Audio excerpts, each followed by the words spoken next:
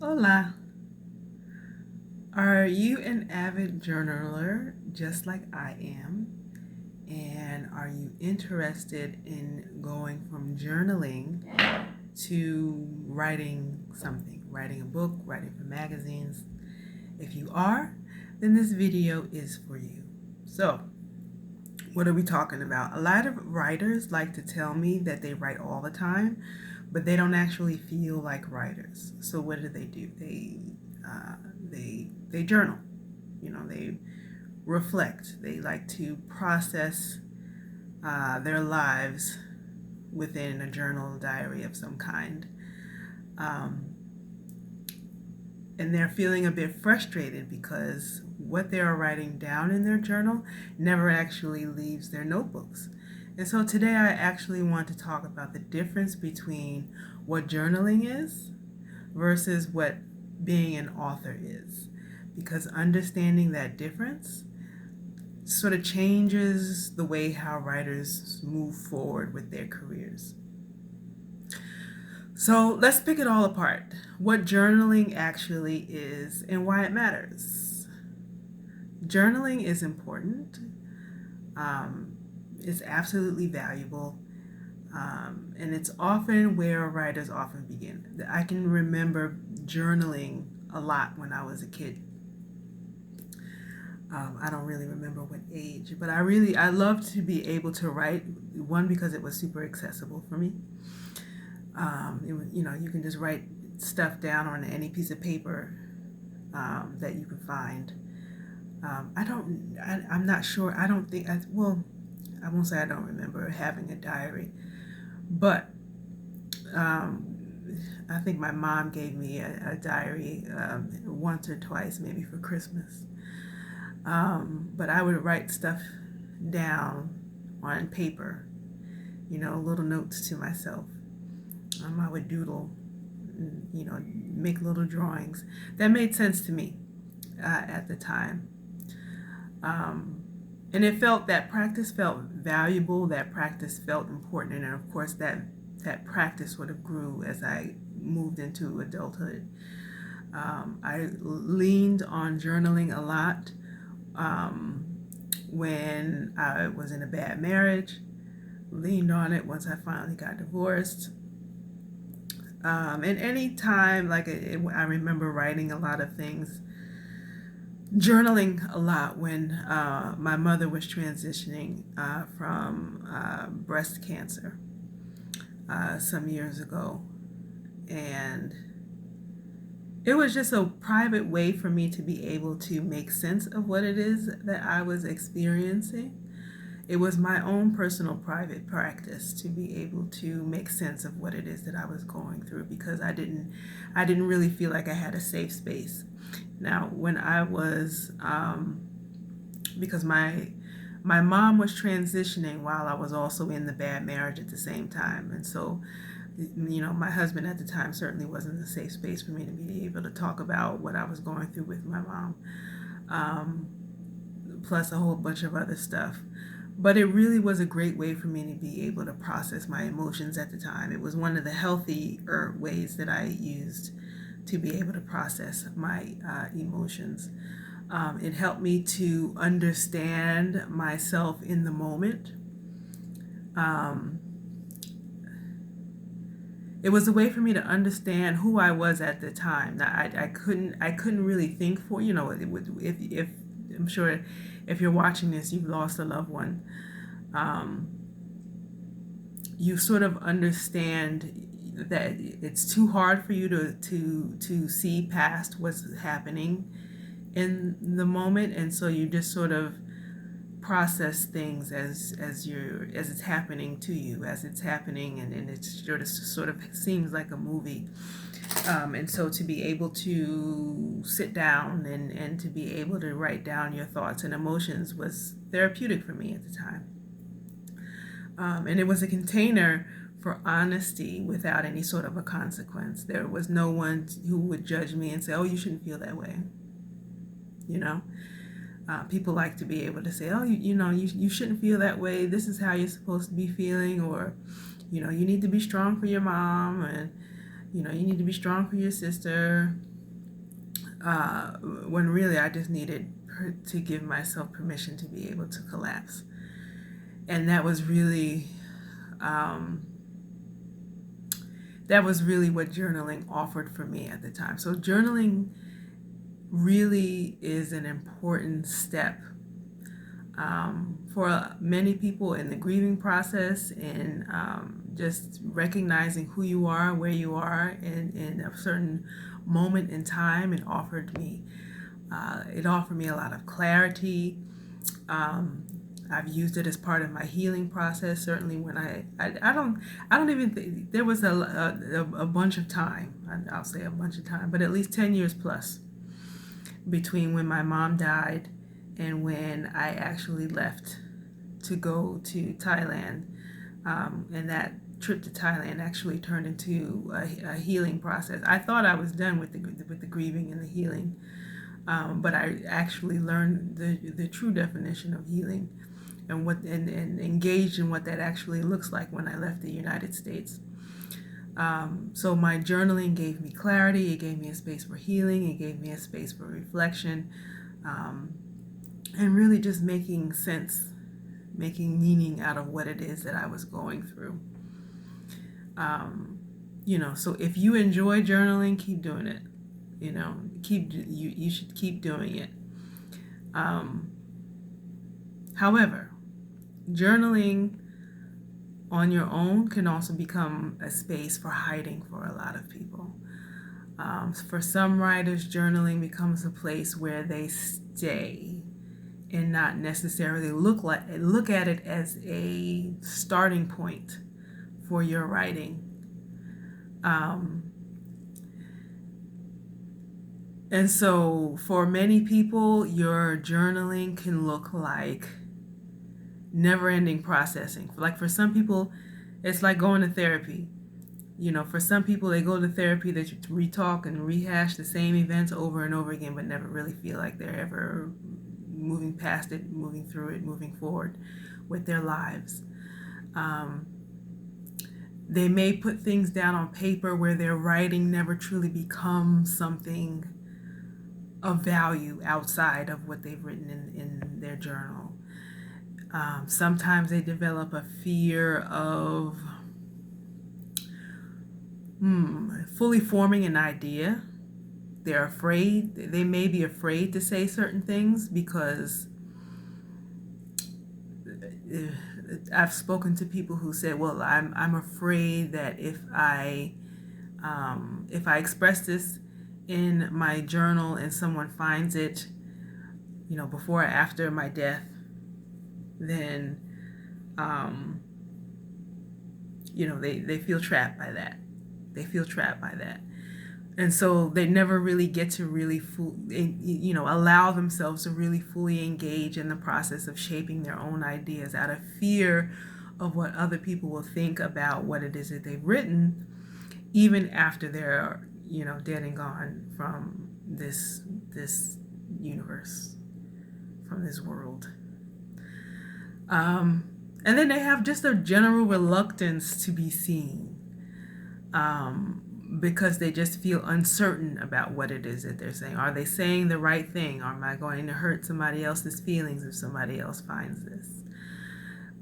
So journaling in and of itself doesn't require you to make any finite decisions. However, the process of being an author does. The process of being an author does require you to make decisions that moves your writing forward. So this really isn't about exposure or oversharing. It's really about the intention of your work. So what does it mean to be an author? What does it mean? What does authorship mean? Authorship is not about telling everything. That's what your journal is for. Your journal can be sort of like a space for you to, just vomit stuff out just to be able to get it out. You don't actually have to, if you choose not to. you get the stuff out, and you don't necessarily have to do anything with it if you don't want to. However, when you're an author, it does require you to make decisions that require you to do something with the stuff that you put in your journal. So you're shaping your experiences into something meaningful, not just for you, but also for an audience of people who have decided that they are interested in reading your work. And so you're writing with a particular reader in mind, and that does take some work to trying to figure out who your reader is, besides yourself, maybe your grandma, your best friend from kindergarten, that sort of a thing. So you're writing with a reader in mind, and you're making decisions about your structure, and your focus. All of those things take time. It takes experimentation. It takes time. It takes experimentation. And a lot of people, when they decide that they want to do it and they get started, then some people are not necessarily in love with that particular process, which can be a slow process, depending on how fast you decide you want to move it. But if you care about your work and how it lands for people and what they find in it, beyond your thoughts, because a lot of times I write stuff and I share it with people, and somebody else will have a totally different understanding of what it is that I wrote than what I did, and it makes me go back and think about what it is that I've written, and that can go good or bad. So authorship really asks different questions than journaling does. And it's not really about, I don't want to make it seem like being an author is about performing for an audience. You can still be honest, you can still be creative. But it's like how a person who is a sculptor, they take a piece of clay, just a random piece of clay, and they have to mold it into something. Your writing has to go through a very similar process. And you have to love that. You have to be devoted to that. If you want to be an author, a good one, a good one, one who cares about the work that you put out into the world, then you spend time on that sculpting process. So why do writers get stuck between the journaling and the authorship? One is a fear of losing intimacy. A fear of losing intimacy. When you're writing for yourself, it can be an intimate process. However, how do I want to explain this? A fear of losing intimacy. If you're writing and have a fear of losing intimacy when you move from journaling to authorship, you can be intimate with yourself, with your words, but when you move to an audience and you've put in the time of crafting that audience, in a way, it's an even deeper level of intimacy with an audience that you have, because your readers will start to know you. They will start to appreciate how it is that you express yourself and what it is that you've gone through, and how it is that they connect to what you've written about what it is that you've gone through. And perhaps they've gone through similar things, and there's a back and forth dialogue that can happen. And that to me is a very intimate experience. For some people, they also worry about being misunderstood. And you're going to be misunderstood sometimes by some people, and that's okay. And as I get older, I become more and more okay with being misunderstood, with not being liked by everybody, with not being appreciated by all audiences that where my writing happens to go to. And my job as a writer, I think, is to be able to get up and find those people. That's part of the work of being an author.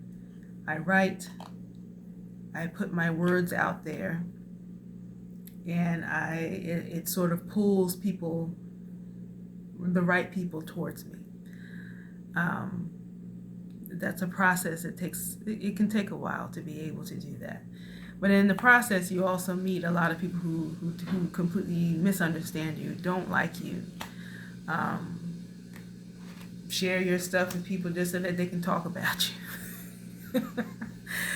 That happens sometimes too. But many writers don't really need more depth. What they need is help making, they need help making more decisions about what it is that they're working on, so that they can move from the journal to becoming an author. So this is where structure and not necessarily motivation really changes everything. This is why, people take writing classes. It's because they need to be able to have that structure. It can be a structure of environment, where you have a structure of environment where you get to sit down, and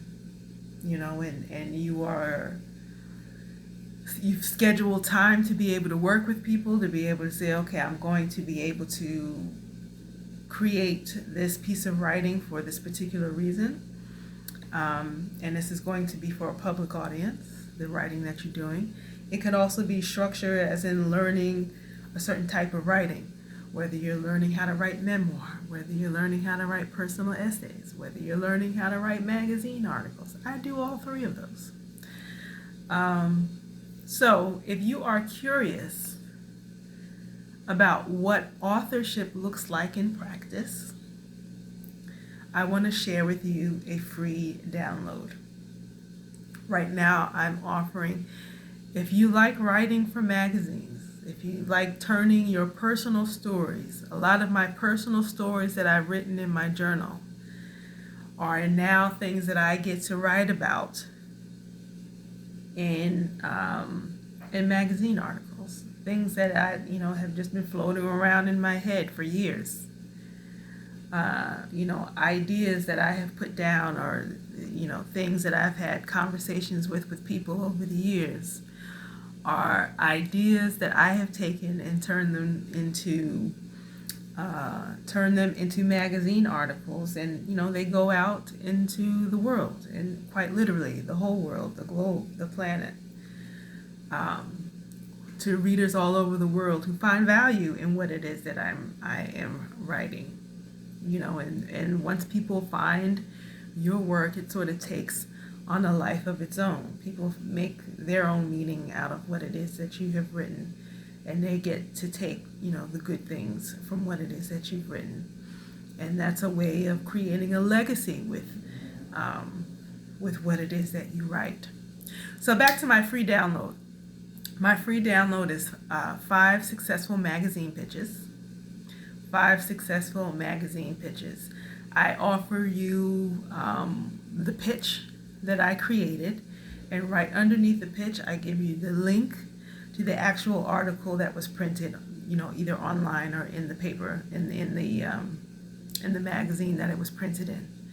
So that's my free gift to you. You can go to the link in the description box, and you just click on that, put your name and your email, and you'll be able to get that in your email box. Nothing to it. And so once you do that, I invite you to also like, subscribe, share the video with other writer friends, and you can also leave a comment. That's what I want to say. Leave a comment. I want to know who is watching these videos, because I see people are watching. People are watching the videos, and that's very exciting. I appreciate you watching. So if you get to the end of this video, just say put author. Put the word author in the comments. I'd love to know that you were watching this video. So journaling and authorship aren't necessarily opposites, but they do serve different purposes. Journaling and authorship are not necessarily opposites, but they do serve different purposes. So knowing which one you're practicing really makes all the difference. Knowing which one you're practicing really makes all the difference in where it is that you're going with your writing. And I would love to be able to help you with it. But until next time, I will see you later. Peace.